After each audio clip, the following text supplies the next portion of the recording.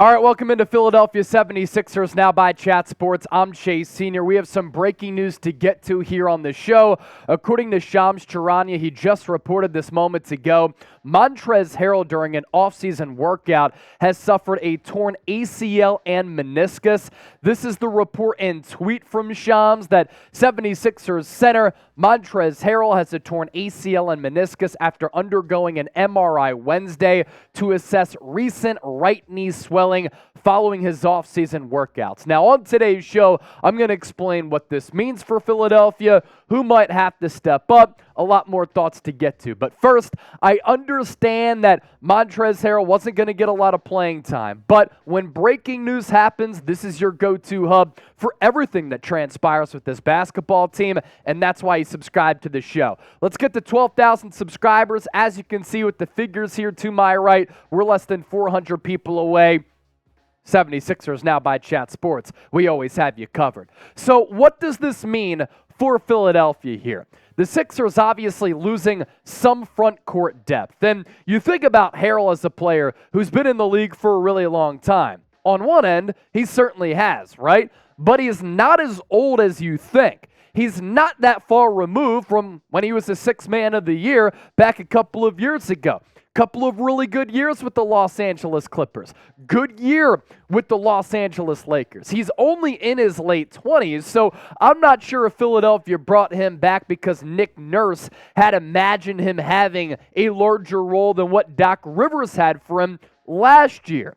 It also has some financial ramifications because Harrell did re-sign with Philadelphia in NBA free agency. A lot of us bashed the move. A lot of us had said it didn't make a lot of sense. And I don't believe it made a lot of sense because I think that Montrezl Harrell's best days are behind him, and I didn't think that he was going to be a steady contributor to this basketball team, and they had so many front court players already.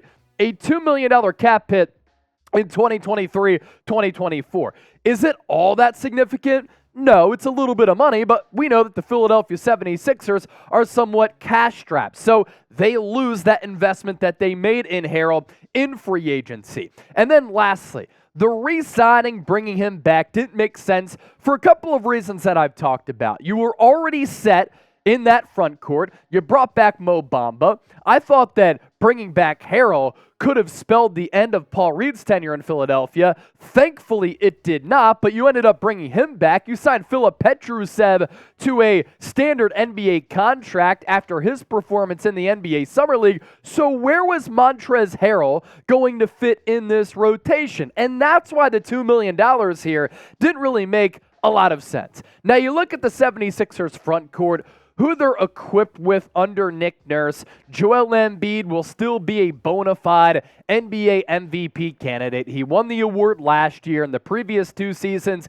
he was the MVP runner-up. Paul Reed, I think, is going to assume a larger role under Nurse, and I'm excited about the development that can happen. More thoughts on that. Mo Bamba gives this team something that they really haven't had, a young, spry, long, athletic center who can back up Joel Embiid to a better level as compared to some of the other options we've seen the last few years. And then Harrell, obviously, you have to imagine he's going to be out for the entire duration of the 2023-2024 season. Philadelphia also has Filip Petrusev, who didn't really blow me away with his performance in the NBA Summer League by any means, but because he was a draft and stash from a couple of years ago, his agent, I thought, put some pressure on the Sixers front office and said if he doesn't get a standard NBA contract, he's going to go overseas. Then down the road, maybe Philadelphia would have risked losing him.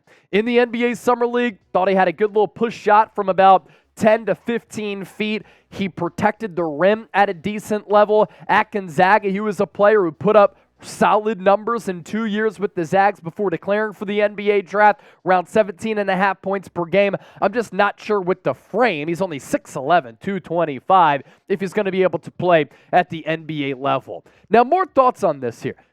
You're going to be able to survive, obviously, without Montrezl Harrell. Again, I think he's cooked. I think he's washed. Joel Embiid will still be a top 5 player in the NBA as long as he's able to stay healthy. His backup is going to be Mo Bamba. Thankfully, we don't have to worry about the corpse of Dwayne Dedmon or Greg Monroe or DeAndre Jordan. If Mo Bamba can stay healthy, he's one of the better backup centers that Joel Embiid has had on this roster in a really long time. Athleticism, shooting, shot blocking, extraordinary length, and a guy who's flashed at moments in his NBA career. Has he lived up to the billing of being a top 10 former pick? No, he hasn't. But as a backup center, you could do worse than a guy who can shoot around 40% from three, protect the rim, really run the floor, and give you that athletic spark. Really what this comes down to, and I've continued to talk about this here, because of the money you're paying Paul Reed now, and because of Nick Nurse's role that he has imagined for Paul Reed, and the development that we've seen take place, this is a big year coming up for B-Ball Paul. Hashtag out the mud. You look at Reed's first 3 years, steady improvements. You know, he gets drafted, barely plays year one, plays a tad more in year two, year three. I wanted to see him play a lot more under Doc Rivers. I had clamored for Glenn Rivers. Can't say Doc on the show anymore. It's just ingrained in my brain. Glenn Rivers. There's only one doctor in the history of the 76ers. I wanted to see Paul Reed be a part of this rotation a little bit more, right? Because I think that he's a player who gives you length, he gives you athleticism, he gives you energy. I think on the pick and roll, he can be a really solid lob threat. When he played at the G League level, Paul Reed was able to take about 4 threes per game and knock down more than 40% of them. And Reed even said when he had this conversation with Nick Nurse that Nick Nurse wants to use him in a Pascal Siakam type of role. And in the playoffs, we saw that Reed can be a valuable rotation piece because he played a little bit against the Boston Celtics, and I thought he actually performed well. Like that game one down the stretch for him to hit a couple of those big free throws, that was impressive in that spot, in that hostile environment, the same hostile environment in which James Harden pissed down his leg. Now, as for Filip Petrusev in the Summer League here, this is what he did against lesser competition. As you can see with the photo in the background here, he's not the most swole dude. 12.5 points per game, 4.5 rebounds, 2.5 blocks, 61% from the floor. I'd like to see him be a more willing shooter from mid-range and three-point range. He just did not look comfortable shooting the basketball. Now, on last week's show, we talked about Paul Reed's conversation with Nick Nurse, and I don't think that Paul Reed is going to become Pascal Siakam. Siakam is an all-star, really good player. I don't know if Reed is ever going to have the three-point shot that's as smooth as Siakam, even though Siakam's three-point numbers have dipped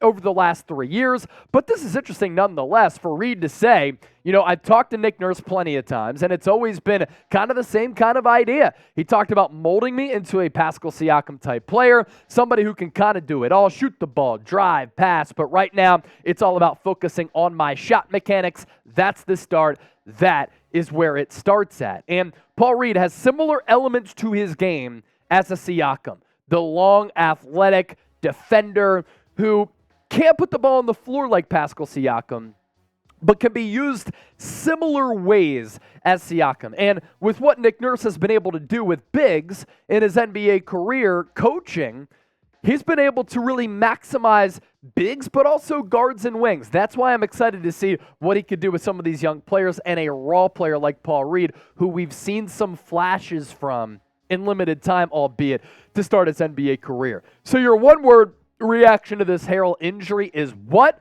Let us know down in the comments section here. As always, thanks for watching the show.